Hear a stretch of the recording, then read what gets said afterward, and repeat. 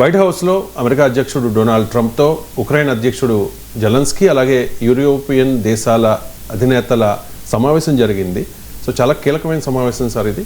So ఈ సమావేశం outcome ఏంటి అంటే ఏం చెప్తారు? అంటే గతంలో ఫిబ్రవరిలో జెలెన్స్కీ వైట్ హౌస్ వచ్చినప్పుడు ఒక రకంగా అవమానానికి గురయ్యారు. ట్రంప్, జేడీ వ్యాన్స్ తరిమి కొట్టినంత పనిచేశారు. అందుకనికి ఈసారి ఓ జాగ్రత్త జెలెన్స్కీ తీసుకున్నాడు, యూరప్ తీసుకుంది. అందువల్లనే ఫ్రాన్స్ అధ్యక్షుడు Macron, British prime minister, German chancellor, Italian prime minister Georgia Meloni, NATO chief, European commission head, వీళ్ళందరూ ఫిన్లాండ్ ప్రెసిడెంట్ కూడా వచ్చారు. సో ఈ సెలక్షన్ ఆఫ్ లీడర్స్ కూడా చాలా కీలకం. యూరప్లో ఉన్న భిన్నమైన పొలిటికల్ ఒపీనియన్ను రిప్రజెంట్ చేసే వాళ్ళు వచ్చారు. ఇప్పుడు మీకు British prime minister represents the labour party, German chancellor represents the Christian democratic opinion, మీకు ఫ్రాన్స్ అధ్యక్షుడు represent the centrist political opinion, Giorgia Meloni ట్రంప్కు ఐడియాలజికల్ అలై. సో ఇలా ఫిన్లాండ్ ఏమో రష్యాకు ఉక్రెయిన్ లాగా పెద్ద బార్డర్ ఉన్న కంట్రీ. సో దీంతో పాటు యూరోపియన్ యూనియన్ అంటే యూరప్ ఎకనామిక్ ఇంటగ్రేషన్కు సింబల్, నాటో ట్రాన్స్ అట్లాంటిక్ అంటారు, అంటే అమెరికా యూరప్ల మిలిటరీ బంధానికి రిప్రజెంటేటివ్. ఇలా చాలా సెలెక్టివ్గా వైట్ హౌస్కి వచ్చారు. ఎందుకంటే గతంలో జరిగిన పరిస్థితి మళ్ళీ పునరావృతం కాకూడదు అని. దీంట్లో అవుట్కమ్గా చూసినప్పుడు మొట్టమొదటిది ట్రంప్, పుటిన్, జెలెన్స్కీల మధ్య ఫేస్ టు ఫేస్ సమ్మిట్కు దాదాపు అంగీకారం కుదిరింది. ఇక్కడ ఈ సమావేశం తర్వాత ట్రంప్ ప్రెసిడెంట్ పుటిన్తో 40 నిమిషాల పాటు ఫోన్లో మాట్లాడాడు. పుటిన్, జెలెన్స్కీలు 1-to-1 మీటింగ్ జరగబోతోంది. దీని లాజిస్టిక్స్ను జేడీ వ్యాన్స్, అలాగే America foreign minister mark Rubio, అలాగే అమెరికా ట్రంప్ రిప్రజెంటేటివ్ అయినటువంటి స్టీవ్ విట్కాఫ్లు వర్కౌట్ చేస్తారు. అటు పుటిన్కు ఇటు జెలెన్స్కీకి అంగీకారమైన ప్లేస్లో ఈ సమ్మిట్ జరుగుతుంది. అంటే పుటిన్, జెలెన్స్కీలు 1-on-1 మీటింగ్ జరుగుతాయి. ఇప్పటి వరకు ఈ వార్ మొదలైనాక ఇంతవరకు కూడా జరగలేదు.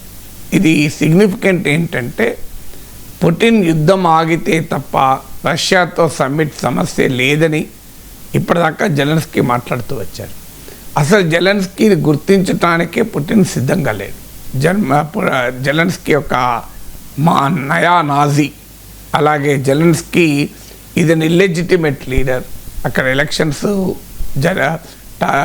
పార్లమెంట్ టర్మ్ అయిపోయింది, ప్రెసిడెంట్ టర్మ్ అయిపోయింది, మార్షల్ లా ఉంది కనుక ఎన్నికలు జరపడం లేదని జెలెన్స్కీ అంటున్నాడు. Zelensky doesn't represent the people of Ukraine అని పుటిన్ నమ్మకం. ఎందుకంటే జెలెన్స్కీ కన్నా ముందున్న ప్రెసిడెంట్ రష్యా అనుకూలుడు. సో అతన్ని వెస్ట్రన్ కంట్రీస్ ఒక రకంగా వ్యూహాత్మకంగా ఉక్రెయిన్లో పరిణామాల్ని ప్రభావితం చేసి తొలగించగలిగాయి. అందువల్ల జెలెన్స్కీ అధికారంలోకి వచ్చిందే ప్రో రష్యన్ ప్రెసిడెంట్ను తొలగించి వచ్చాడు. అందువల్ల జెలెన్స్కీని పుటిన్ గుర్తించడానికి సిద్ధంగా లేడు. Is an illegitimate leader.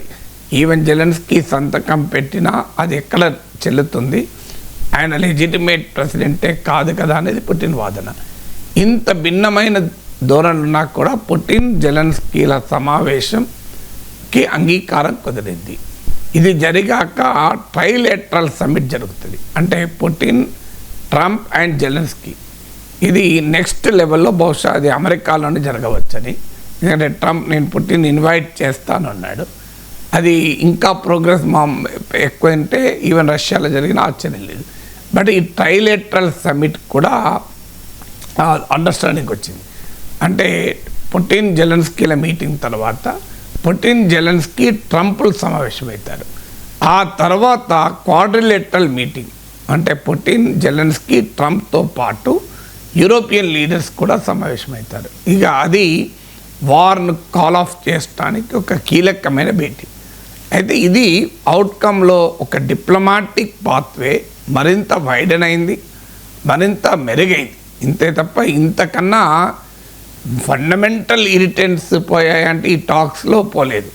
ఎందుకంటే ఉదాహరణకు యూరప్ ఆశించింది, ఉక్రెయిన్ ఆశించింది ఏంటంటే అమెరికా, యూరప్, ఉక్రెయిన్ అంటే టీమ్ యుఎస్ అండ్ టీమ్ యూరప్గా రష్యాతో డీల్ చేయాలి అన్నది. కానీ ఈ రోల్కు ట్రంప్ సిద్ధంగా లేడు. ట్రంప్ క్లియర్గా అమెరికా, యూరప్, ఉక్రెయిన్లకు కలిసి 2022 నుంచి రష్యాకు వ్యతిరేకంగా నిలబడ్డాయి. కానీ బైడెన్ ప్రభుత్వంపై ట్రంప్ ప్రభుత్వం వచ్చాక ట్రంప్ ఆ పాత్రలో అమెరికాను చూడడం లేదు.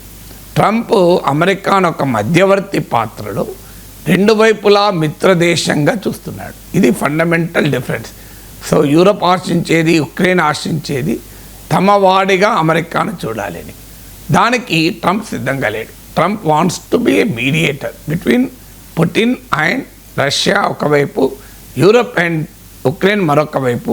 తాను మీడియేటర్గా మాత్రమే ఉండదలుచుకున్నాడు. అందువల్ల ఇది మొదటి ఇరిటెంట్. అంటే ఈ ఫండమెంటల్ ఇరిటెంట్ ఏమీ పోలేదు. సో రష్యా నాకు మిత్రదేశము, ట్రంప్ పుటిన్ మిత్రుడు, యూరోపియన్ లీడర్స్ మిత్రులు అంటున్నారు.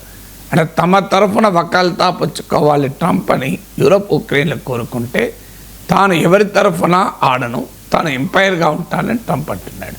అందుకే తాజాగా మీకు నాటో అడ్వైజర్ మాట్లాడాడు. ట్రంప్కు యుద్ధమాపి ప్రజల ప్రాణాలు కాపాడాలి అనడం కన్నా గ్లోబల్ రికగ్నిషన్ అంటే ప్రపంచ గుర్తింపు కొరకే ట్రంప్ ఆరాటపడుతున్నాడు అని. అంటే నోబెల్ పీస్ ప్రైజ్ మీద ఇంట్రెస్ట్ కాస్త ఉక్రెయిన్ ప్రజల ప్రాణాలు కాపాడంపై లేదు అని.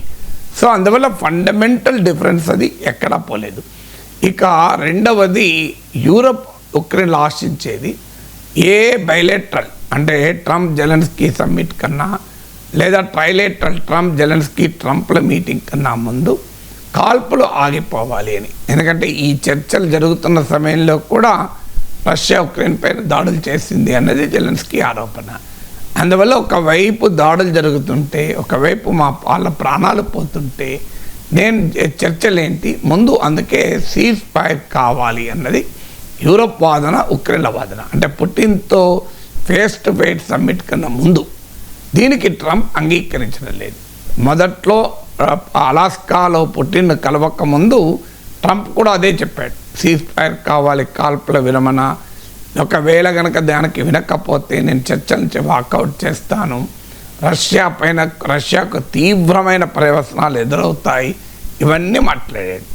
ఇందుకు భిన్నంగా పుటినేమో మొదటి నుంచి కాల్పుల విరమణ ప్రసక్తే లేదు, డైరెక్ట్గా పీస్ అగ్రిమెంటే కుదరాలి, మేము పీస్కు సిద్ధం, వారు ఆపటానికి సిద్ధం, కానీ ఈ యుద్ధానికి కారణమైన ఫండమెంటల్ కన్సర్న్స్ను అడ్రస్ చేయాలన్నది పుటిన్ వాదన. అల్టిమేట్గా అలాస్కా మీటింగ్ తర్వాత ట్రంప్ తన వైఖరి మార్చుకొని పుటిన్ వైఖరి చెప్తున్నాడు, ఇక సీజ్ ఫైర్ అవసరం లేదు, డైరెక్ట్ పీస్ అగ్రిమెంట్కే వెళ్దాము అని. దానికి ఉదాహరణలు కూడా చెప్తున్నాడు. నేను ఆర్మేనియా, అజర్బైజాన్ల మధ్య కాల్పుల విరమణ లేకుండానే యుద్ధాన్ని ఆపాను, అలాగే కంబోడియా, థాయిలాండ్ల మధ్య కాల్పుల విరమణ లేకుండానే యుద్ధాన్ని ఆపాను. ఇలా కాల్పుల విరమణ లేకుండా డైరెక్ట్గా పీసే సాధిస్తున్నాను నేను, అది అందువల్ల ఇక్కడ కూడా అదే చేస్తానని ట్రంప్ అంటున్నాడు. సో అక్కడ ఇక మూడవది, అసలు పోస్ట్ వార్ ఉక్రెయిన్ పరిస్థితి ఏంటి, యుద్ధానంతర ఉక్రెయిన్ పరిస్థితి ఏంటి, దాని విషయంలో అటు ఉక్రెయిన్ ఏం కన్సెషన్స్ ఇవ్వాలి, రష్యా ఏం కన్సెషన్స్ ఇస్తుంది, అసలు ఉక్రెయిన్ భద్రతకు గ్యారంటీ ఏంటి, ఇవన్నీ కూడా ఇంకా కంప్లీట్గా ఎక్స్ట్రీమ్ పొజిషన్సే ఉన్నాయి.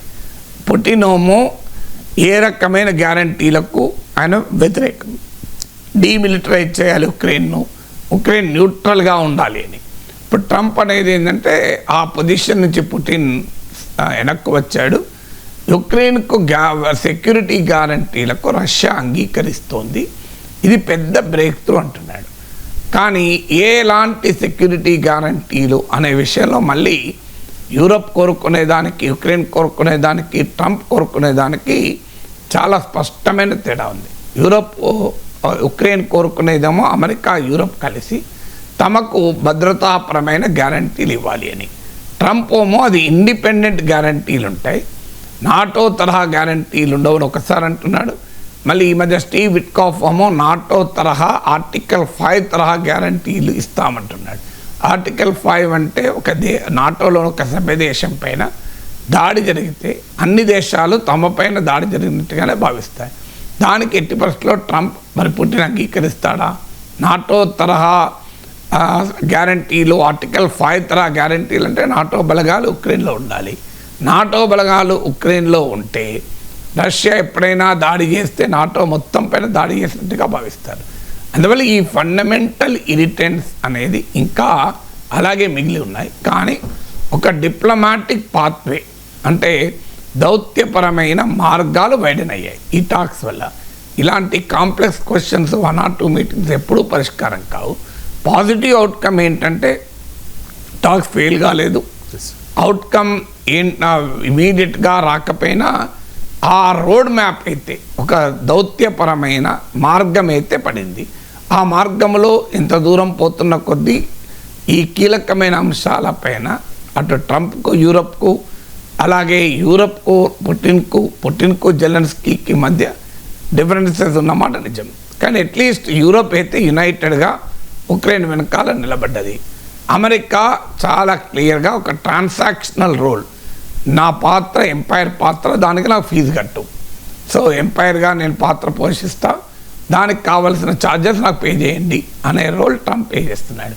సో అందువల్ల ఇట్స్ ఏ ఒక రకంగా పాజిటివ్ అవుట్కమ్తో ముగిసిన సమావేశం అని చెప్పి రిజల్ట్ వచ్చిందంటే రిజల్ట్ రాలేదు. But significant breakthrough Zelensky పుటిన్ల సమావేశం జరగడము, trilateral Zelensky, Trump and Putin. అయితే ఇప్పటికీ యూరోపియన్ దేశాల భయం ఏంటి అంటే జెలెన్స్కీ పుటిన్లు కలిస్తే ట్రంప్ పుటిన్లు ఇద్దరూ ఒకటై జెలెన్స్కీ పైన పడతారేమో అని. ఎందుకంటే ఇప్పుడు ట్రంప్ ఇప్పటికి కూడా నిన్న కూడా 2 days క్రితం ఫ్రైడే రోజు ఫాక్స్ టీవీలో ఇచ్చిన ఇంటర్వ్యూలో Russia is a strong power, Ukraine week nation, Russia is winnowing the war, Ukraine is losing the war. So అందువల్ల ఉక్రెయిన్ లొంగిపోవాల్సిందే, ఉక్రెయిన్ రాజీ పడాల్సిందే అనే ధోరణి ట్రంప్ తీసుకుంటున్నాడు. అంటే రష్యా బలమైన దేశం, ఉక్రెయిన్ బలహీనమైన దేశం. రష్యా యుద్ధ భూమిలో గెలుస్తోంది, ఉక్రెయిన్ ఓడిపోతోంది. అందువల్ల ఉక్రెయిన్ ఏదో ఒక రాజీ పడి ఎంతో కొంత వదులుకొని శాంతి సాధించుకోవాల్సిందే, ఇది తప్ప మార్గము లేదు అన్నది ట్రంప్ వాదన. దట్ ఈజ్ రియాలిటీ కూడా. కానీ ఆ రియాలిటీని యూరప్ అండ్ ఉక్రెయిన్ యాక్సెప్ట్ చేయడానికి సిద్ధంగా లేరు. వాళ్ళ నమ్మకం ఏంటంటే అమెరికా కలిసి వస్తే ఈ రియాలిటీని ఆల్టర్ చేయవచ్చు అని. కానీ అమెరికా కలిసి రావటానికి సిద్ధంగా లేదు. ఫైనల్గా అసలు ఈ యుద్ధం ఆగడం ఎవరి వల్ల అవుతుంది అనే దానిపై కూడా డిఫరెన్సెస్ ఉన్నాయి. యూరప్ అండ్ ఉక్రెయిన్ అనేది యుద్ధం చేసింది పుటిన్, చేస్తున్నది పుటిన్, మొదలుపెట్టింది పుటిన్, ఆపగలిగేది కూడా పుటిన్ అనేది యూరప్ అండ్ ఉక్రెయిన్ వాదన. ఇందుకు భిన్నంగా ట్రంప్ ఏమో ఇక జెలెన్స్కీ పైన ఉంది. ఆయన యుద్ధం ఆగాలి అంటే ఈ నిమిషంలో ఆగిపోతుంది, కాదనుకుంటే కాదు. అందువల్ల బాధ్యత జెలెన్స్కీది అని పుటిన్కు బాధ్యతే లేనట్లుగా ట్రంప్ మాట్లాడుతున్నాడు. అందువల్ల ట్రంప్ అమెరికా అధ్యక్షునికి, యూరోపియన్ నేతలకు ఇంక్లూడింగ్ ఉక్రెయిన్ ప్రెసిడెంట్కు మధ్య జరిగిన సమావేశంలో ఫండమెంటల్ క్వశ్చన్స్ పైన భిన్నాభిప్రాయాలు పోలేదు. కానీ ఒక ముందుకు ఎలా పోవాలి అనే దానిపైన ఒక అగ్రిమెంట్ కుదిరింది. సో గతంలో వైట్ హౌస్లో జెలెన్స్కీకి ఎదురైన పరాభవం రాలేదు, అందుకు జెలెన్స్కీ జాగ్రత్త పడ్డాడు, ట్రంప్ అడ్మినిస్ట్రేషన్ కూడా జాగ్రత్త పడింది. జెలెన్స్కీ సూట్లో వచ్చాడు, ట్రంప్కు పదే థ్యాంక్స్ చెప్పాడు. లాస్ట్ మీటింగ్లో అదొక ఛాలెంజ్, మిలిటరీ అటైర్లో వస్తాడా జెలెన్స్కీ అని, సూట్ వేసుకొని రాలేదన్నది కూడా వివాదమైంది. తర్వాత అమెరికా చేస్తున్న సాయం పట్ల జెలెన్స్కీకి కనీసమైన కృతజ్ఞతాభావం లేదు, గ్రాటిట్యూడ్ లేదని జేడీ వ్యాన్స్ ఫిబ్రవరి మీటింగ్లో వాయించాడు. అందుకే ఈసారి జెలెన్స్కీ పదే థ్యాంక్స్ చెప్పాడు ట్రంప్కు. అలాగే తన సతీమణి నుంచి ట్రంప్ సతీమణికి ఒక లేఖ తీసుకొని వచ్చాడు. కాస్త ట్రంప్ ఇగోను సాటిస్ఫై చేసే రీతిలో జెలెన్స్కీ ప్రవర్తించాడు. అలాగే ట్రంప్ అడ్మినిస్ట్రేషన్ కూడా జాగ్రత్త పడింది. జేడీ వ్యాన్స్, మార్క్ రూబియో ఇలాంటి వాళ్ళు ఎవరూ మాట్లాడొద్దని క్లియర్గా ఇన్స్ట్రక్షన్స్ కూడా ఉన్నాయి అని. అంటే లాస్ట్ మీటింగ్లో జేడీ వ్యాన్స్ కూడా ఫుట్బాల్ ఆడాడు. సో అందువల్ల రెండు వైపులా కూడా ఈ టాక్స్ సక్సెస్ కావాలి అనే ఆలోచన అమెరికాలో కనబడింది, ఉక్రెయిన్లో కనబడింది. అయితే ఎందుకు సక్సెస్ కావాలన్నప్పుడు నోబెల్ బహుమతి తొందరగా తెచ్చుకోవాలి కనుక ఏదో ఒకటి చేసైనా యుద్ధం ఆపాలి అనేది ట్రంప్ కోరికలా కనబడింది. ఉక్రెయిన్ యూరోప్ కోరిక ఏంటంటే ఉక్రెయిన్కు న్యాయం జరిగేలా యుద్ధం ఆగాలి అని. యుద్ధం ఆగాలి అనే విషయంలో ట్రంప్ అభిప్రాయము, యూరోపియన్ ఉక్రెయిన్ నేతల అభిప్రాయము ఒకటే. కానీ ఎందుకు ఆగాలి, ఎలా ఆగాలి అనే దగ్గరే తేడా. ఎందుకు ఆగాలి, ఎలా ఆగాలి అన్నప్పుడు ఏదైనా కానివ్వండి, ఉక్రెయిన్ నష్టపోయినా మంచిదే, ఈ యుద్ధము త్వరగా ఆగి తనను ప్రపంచ శాంతి దూతగా తన గుర్తింపు రావాలి, నాటో అడ్వైజర్ అన్నట్లు గ్లోబల్ రికగ్నిషన్ రావాలి అన్నది ట్రంప్ వాద. అలా కాదు, ఉక్రెయిన్కు న్యాయం జరిగేలా యుద్ధం ఆగాలి అన్నది ఉక్రెయిన్ల వాదన. ఆ తేడా ఉన్నది. కానీ యుద్ధమే ఆగాలి అంటున్నారు. ఎందుకు ఆగాలి, ఎలా ఆగాలో డిఫరెన్స్ ఉన్నా అందువరకు యుద్ధం ఆగటానికి అవసరమైన దౌత్యపరమైన ప్రయత్నాలు అయితే కొనసాగేలా అగ్రిమెంట్ కుదిరింది. అందువల్ల నెక్స్ట్ వితిన్ 2 వీక్స్లో మీకు పుటిన్ జెలెన్స్కీల సమిట్ మీటింగ్ జరుగుతుంది. అది సక్సెస్ అయితే ట్రైలేటరల్ జరుగుతుంది, ట్రంప్ కూడా జాయిన్ అవుతాడు. అది కూడా సక్సెస్ అయితే క్వాడ్రిలేటరల్ మీటింగ్, అంటే యూరోపియన్ నేతలు ట్రంప్, పుటిన్, జెలెన్స్కీలు కూడా సమావేశమవుతారు. సో ఫస్ట్ స్టెప్ అయిపోయింది, ట్రంప్ పుటిన్ మీటింగ్ అయిపోయింది. ఆ తర్వాత Trump Zelensky European leaders meeting అయింది. నెక్స్ట్ ఇప్పుడు జరిగేది 2 స్టెప్లు అయిపోయినాయి. 3వ స్టెప్ జెలెన్స్కీ పుటిన్ల మీటింగ్, 4వ స్టెప్ ట్రంప్ జెలెన్స్కీ పుటిన్ల మీటింగ్, 5వ step Trump Zelensky Putin and European leaders meeting. ఇప్పుడు 2nd మీటింగ్ అయిపోయి 3rd మీటింగ్కు రెడీ అవుతున్నారు.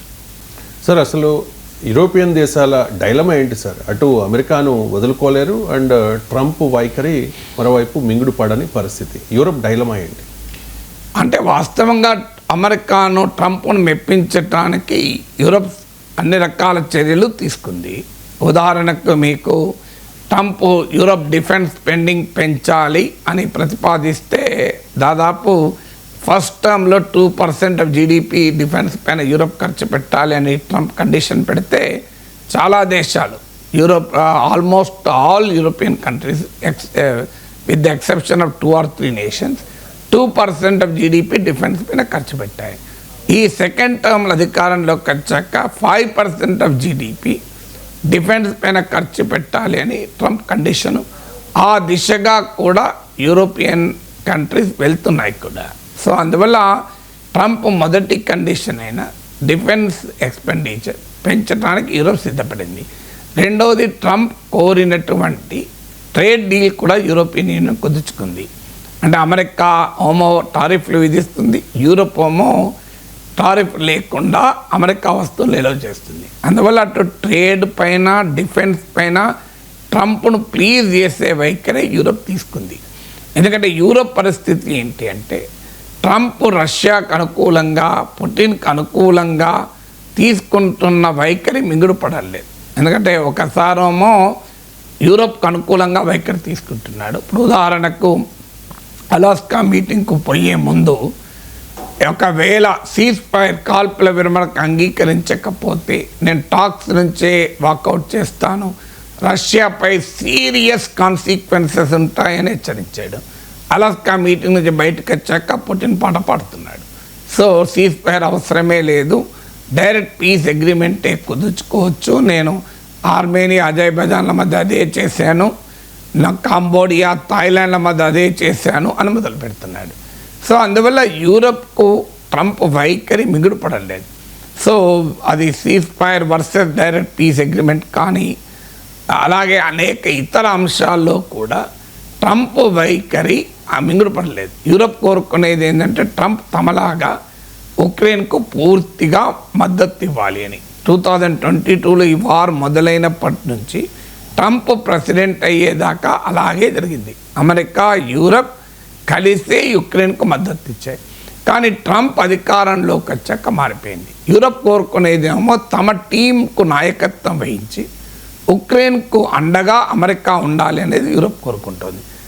ట్రంప్ మాత్రం నేను ఏ టీంలో ఉండను, నాకు రష్యా ఫ్రెండ్లీనే, యూరప్ ఫ్రెండ్లీనే, నేను ఎంపైర్గా ఉంటాను, అది కూడా ఫ్రీ సర్వీస్ కాదు, నాకేం లాభమో చెప్పండి అని ట్రంప్ అంటున్నాడు. సో ఇక్కడ యూరప్ వైఖరికి మీకు ట్రంప్ వైఖరికి తేడా ఉంది. ఇది రష్యా. మూడవది యూరప్ కోరుకునేది ఏంటంటే Russia is the threat to west, Russia is the threat to transatlantic partnership. Transatlantic అంటే అమెరికా యూరప్ల భాగస్వామ్య వ్యవస్థకు, అది నాటో కానీ ఇతరత్ర కానీ. సో వెస్ట్రన్ బ్లాక్కు రష్యాకు మధ్య ఘర్షణగా ఉక్రెయిన్ యుద్ధాన్ని యూరప్ చూస్తోంది. అందువల్ల రష్యా దూకుడుకు కళ్ళెం వేయాలి అంటే ఉక్రెయిన్కు మద్దతు ఇవ్వాలన్నది యూరప్ వాదన. కానీ ట్రంప్ అలా చూడడం లేదు. ట్రంప్ ఏమో ఇది తమకు సంబంధించిన అంశమే కాదు, ఇది యూరప్ గడ్డ పైన యూరప్ కొని తెచ్చుకున్న తలనొప్పి, తాను కేవలం సహకరించి హెల్ప్ చేయాలనుకుంటున్నాను, దానికి అవసరమైన ఫీజు చెల్లించాలి వాళ్ళు, నాకేం సంబంధం అనే వైఖరి అమెరికా తీసుకుంటోంది. లేదు, ఇది అమెరికా యూరప్ల కామన్ సమస్యగా చూడాలి, వెస్ట్రన్ కంట్రీస్ యొక్క కామన్ ప్రాబ్లంగా చూడాలి యూరప్ కోరుకుంటుంది. అందువల్ల ఇలా ట్రంప్ వైఖరి యూరప్కు మింగుడు పడడం లేదు. కానీ ఏం చేయగలుగుతాయి? అమెరికా సహాయం లేకుండా మీకు ఉక్రెయిన్ యుద్ధాన్ని కొనసాగించలేదు. ఒకవేళ పీస్ డీల్ కుదిరినా అమెరికా సెక్యూరిటీ గ్యారంటీలు లేకుండా భవిష్యత్ రష్యన్ అటాక్స్ నిరోధించలేవు. ఇప్పుడు ట్రంప్ చెప్తున్నట్లు యుక్రెయిన్ రాజీపడి రాయితీలు ఇచ్చి తన భూభాగాలను వదిలేసి పీస్ కొప్పుకోవడానికి యూరోప్ సిద్ధంగా లేదు. కానీ మరి యుద్ధాన్ని కొనసాగించుదామా అంటే అమెరికా మద్దతు లేకుండా యుద్ధం చేయడము సాధ్యం కాదు. యూరప్లోనే భిన్నమైన అభిప్రాయాలు వ్యక్తమవుతున్నాయి. ఎంతకాలం ఉక్రెయిన్కి ఆయుధాలు ఇస్తాం, ఇలా ఎంతకాలం యుద్ధం చేస్తాం అని తీవ్ర వ్యతిరేకత యూరప్లో కూడా మొదలవుతుంది. So they cannot stop the war, they cannot stop the war at Putin's conditions. అంటే పుటిన్ షరతుల మేరకు యుద్ధం ఆగడం యూరప్కి ఇష్టం లేదు. అలా అని ఈ చర్చలు ఫెయిల్ అయితే యుద్ధం చేసే పరిస్థితి లేదు. ఏం చేయాలి అనేది యూరోపియన్ డైలమా. దీనికి తోడు పోస్ట్ వార్ ఉక్రెయిన్ ఎలా ఉండాలి అనే విషయంలో కూడా యూరప్కు అమెరికాకు స్పష్టమైన తేడా ఉంది. యుక్రెయిన్ కోరుకుంటుంది అంటే అమెరికా యూరప్ కలిసి తమ సెక్యూరిటీకి భద్రత ఇవ్వాలి అని. కానీ అమెరికా ఏమంటుంది అంటే మేము కలవము, మేము సహకరిస్తాం, మీరు ఇవ్వండి, బాధ్యత యూరప్ది, సహకరిస్తాం అమెరికా, దానికి కావాల్సిన డబ్బులు పే చేయండి. అంటే క్లియర్గా ట్రంప్ ఏమంటున్నాడు, యూరప్ ఉక్రెయిన్కి ఆయుధాలు ఇవ్వండి, ఆ ఆయుధాలను మేము అమ్ముతాం మీకు కావాలంటే, మా ఆయుధాలు చాలా పవర్ఫుల్ ఆయుధాలు. సో అమెరికా నుంచి ఆయుధాలు యూరప్ కొనుక్కోండి, నాటో కొనుక్కోండి, అవి ఉక్రెయిన్కి ఇవ్వండి, మేము నేరుగా ఉక్రెయిన్కు ఉచిత సాయం చేయము. ఇది ట్రంప్ వాదన. ఇప్పటికే చేసిన సాయానికి బదులుగా మినరల్ డీల్ కుదుర్చుకున్నాం, $350 బిలియన్ ఇప్పటికి సాయం చేస్తాం, ఆ డబ్బులు రాబట్టుకుంటాం. ఇది ట్రంప్ వాదన. So Trump is purely transactional, Europe is emotional. Europe ఏమో ఉక్రెయిన్కు ఎమోషనల్ సపోర్ట్ కోరుకుంటోంది అమెరికా నుంచి. ట్రంప్ ఎమోషనల్ సపోర్ట్ ఇవ్వటానికి సిద్ధంగా లేడు. Trump is only interested in transactional diplomacy. అంటే మా ఆయుధాలు మీకు సప్లై చేస్తాం, మీరు కొనుక్కొని ఉక్రెయిన్కి ఇవ్వండి అని. లేదు, ఇండిపెండెంట్ గ్యారంటీలు నాటోగా ఇవ్వము, అమెరికా కొన్ని యూరోపియన్ కంట్రీస్ ఇష్టమున్న దేశాలు ఉక్రెయిన్కు సహకరిస్తాయని. అందువల్ల పోస్ట్ వార్ ఉక్రెయిన్ సెక్యూరిటీపై కూడా ట్రంప్కు యూరోప్కు మధ్య సిగ్నిఫికెంట్ డిఫరెన్సెస్ ఉన్నాయి. అందువల్ల యూరోపియన్ డైలమా ఏంటి?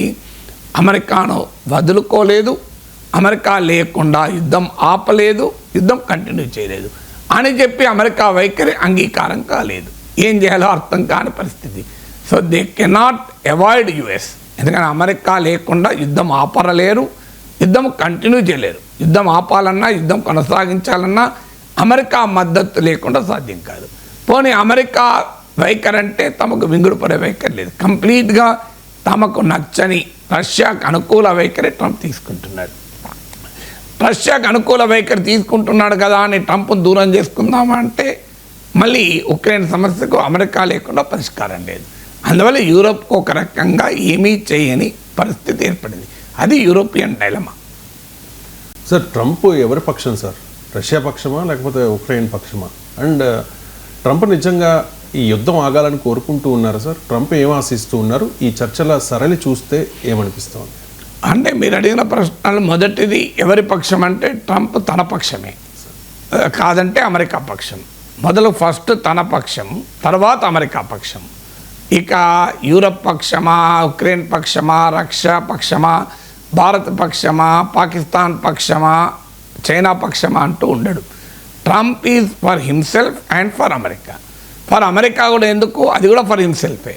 అందువల్ల ట్రంప్ ఏదైనా ట్రాన్సాక్షనల్ లీడర్, అంటే తనకేమి లాభం, తన దేశానికి ఏం లాభం, తన దేశానికి లాభం కావడం వల్ల తనకు లాభం అని.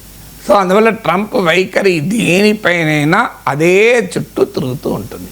అందువల్ల ట్రంప్కి ఇప్పుడు కావాల్సింది ఏంటి, మీరు అడిగిన రెండో క్వశ్చన్, యుద్ధం ట్రంప్ ఆపాలని కోరుకుంటున్నాడు, ఖచ్చితంగా ఆపాలని కోరుకుంటున్నాడు, అందులో అనుమానమే లేదు. కానీ ఎందుకు ఆపాలని కోరుకుంటున్నాడు, ఎలా ఆపాలని కోరుకుంటున్నాడు అన్నదే క్వశ్చన్. ఎందుకు ఆపాలని కోరుకుంటున్నాడంటే పైకి ఏం చెప్తున్నాడు, నాకు ఉక్రెయిన్లో ప్రాణాలు, రష్యాలో ఉక్రెయిన్లో సామాన్యుల ప్రాణాలు పోతుంటే నేను భరించలేకపోతున్నాను, అందువల్ల ఈ ప్రాణాలు పోవద్దు అంటే యుద్ధం ఆగాలి అని ఒక శాంతి దూత వచనాలు పలుకుతున్నాడు. కానీ రియాలిటీ ఏంటి, ఎంత తొందరగా యుద్ధం ఆగితే తనకు నోబెల్ పీస్ ప్రైజ్ వస్తుంది. ఎందుకంటే అక్టోబర్లో నోబెల్ పీస్ ప్రైజ్ అనౌన్స్ చేస్తారు. ఈలోగా యుద్ధం ఆగాలి, ఆగితే తాను నోబెల్ పీస్ ప్రైజ్కి ఎలిజిబుల్ అవుతాను. ఎందుకంటే ఆల్రెడీ ఆర్మేనియా, అజర్బైజాన్ యుద్ధం ఆపాడు. ఆర్మేనియా, అజర్బైజాన్లు ట్రంప్ అభ్యర్థిత్వాన్ని కోరుకుంటున్నాయి. ఇండియా పాకిస్తాన్ వార్ ఆపానని చెప్పుకుంటున్నాడు. పాకిస్తాన్ ఏకంగా ట్రంప్ పేరును నోబెల్ బహుమతికి ప్రతిపాదించింది. కాంబోడియా, థాయిలాండ్ యుద్ధం ఆపాడు. కాంబోడియా కూడా ట్రంప్కు నోబెల్ ప్రైజ్ రావాలి అంటున్నాడు. కనుక రష్యా ఉక్రెయిన్ వార్ ఆగితే తనకు నోబెల్ ప్రైజ్ వస్తుంది కనుక ఆగాలని కోరుకుంటున్నాడు. ఆగాలని ఎందుకు కోరుకుంటున్నాడు, ఉక్రెయిన్కి అన్యాయం జరుగుతుంది, ప్రజల ప్రాణాలు పోతున్నాయి అనేది కాదు, తన గ్లోబల్ రికగ్నిషన్ కొరకు ఆగాలని కోరుకుంటుంది. ఇది నేను అనడమే కాదు, తాజాగా లేటెస్ట్గా నాటో అడ్వైజర్ అన్నాడు, Trump wants this war to end, not just to save the lives of Ukraine people but for a global recognition అంటున్నాడు. అందువల్ల తన ప్రపంచ గుర్తింపు కొరకు యుద్ధం ఆగాలని కోరుకుంటున్నాడు. ఎలా ఆగాలని కోరుకుంటున్నాడు, తనకే బాధ్యత లేకుండా, భవిష్యత్తులో కూడా తనకే బాధ్యత లేకుండా, అమెరికా పైన ఇప్పుడున్న బాధ్యత కూడా యూరప్ తీసుకొని తాను చేతులు దులుపుకొని కంప్లీట్గా ఆ రకంగా యుద్ధం ఆగాలని కోరుకుంటున్నాడు. అంటే భవిష్యత్తులో ఉక్రెయిన్కి ఇచ్చే సెక్యూరిటీ కూడా ట్రంప్కి ఒక బిజినెస్ ఆపర్చునిటీ లాగా కనబడుతుంది. అంటే పోస్ట్ వార్ ఉక్రెయిన్ కూడా ఒక బిజినెస్ ఆపర్చునిటీగా, యూరప్ అమెరికా దగ్గర ఆయుధాలు కొని ఆ భారాన్ని మోసి ఉక్రెయిన్కు సహాయం చేయాలి. ఇది జేడీ వ్యాన్స్ ఓపెన్గానే చెప్పాడు. తాను ఈ యుద్ధం ఆపడం వల్ల అటు ఉక్రెయిన్కు ఆయుధాలు ఇవ్వడం ద్వారా వ్యాపారం చేసుకోవచ్చు. ఆల్రెడీ ఉక్రెయిన్ మినరల్స్ డీల్ కుదిరింది, అలా తాను లాభపడాలి. రష్యాతో రిలేషన్స్ పెరుగుతాయి కనుక రష్యాతో కూడా వ్యాపారం పెంచుకొని లాభపడాలి. ఆల్రెడీ ట్రంప్ వచ్చాక అమెరికా రష్యాల మధ్య వాణిజ్యం 20% పెరిగిందని ఈ మధ్య పుటిన్ అన్నాడు. సో అందువల్ల అటు రష్యాతో వ్యాపారము పెరగాలి, మినరల్ డీల్ ద్వారా గతంలో తాను యుద్ధానికి పెట్టిన ఖర్చంతా తీసుకోవాలి, ఇంకా ఎక్కువ సంపాదించుకోవాలి. ఇప్పుడు యుద్ధానంతరం ఉక్రెయిన్ భద్రత కొరకు యూరప్ ఖర్చు పెట్టాలి, దానికి అమెరికా ఆయుధాలు అమ్ముతుంది, ఆ రకంగా అమెరికా బిజినెస్ పెరుగుతుంది. సో అన్ని రకాలుగా తనకు లాభం వచ్చేలా పోస్ట్ వార్ ఉక్రెయిన్ సిచ్యువేషన్ ఉండాలని ట్రంప్ కోరుకుంటున్నాడు. సో అందువల్ల ట్రంప్ యుద్ధం ఆగాల అంటే యుద్ధం ఆగాలని కోరుకుంటున్నాడు. కానీ ఎందుకు, ఎలా అనేదే క్వశ్చన్ తప్ప యుద్ధం ఆగద్దని ట్రంప్కి ఏం లేదు. యుద్ధం తక్షణం ఆపాలనే కోరిక, కానీ అది తన ప్రయోజనాల కొరకు, తన ప్రయోజనాలను పరిరక్షించే రీతిలో యుద్ధం ఆగాలని ట్రంప్ కోరుకుంటున్నాడు. దానికి ఉక్రెయిన్ యూరోప్ సిద్ధంగా లేదు. కానీ గ్రౌండ్ పైన ఉక్రెయిన్ చేయగలిగింది ఏమీ లేదు. ఇప్పుడు ఆల్రెడీ ల్యాండ్ కూడా మీరు ఇచ్చేయాలి అని ల్యాండ్ స్టాప్ అంటున్నాడు, దానికి ఉక్రెయిన్ రెడీగా లేదు. అందువల్ల Trump is meant for himself, not for anybody else.